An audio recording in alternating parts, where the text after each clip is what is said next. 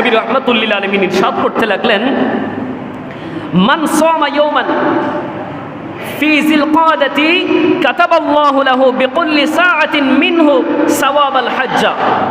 নবী রাহমাতুল লিল আলামিন ঘোষণা দিতে লাগলেন, যে ব্যক্তি মাহে জিলকদের মধ্যে কোন একদিন একটি মাত্র রোজা রাখবে, আল্লাহ পাক রব্বুল আলামিন ওই রোজাদারের প্রতি মুহূর্তে প্রতি ঘন্টায় এক একটি করে মকবুল হজের সওয়াব দান করবেন। সুবহানাল্লাহ।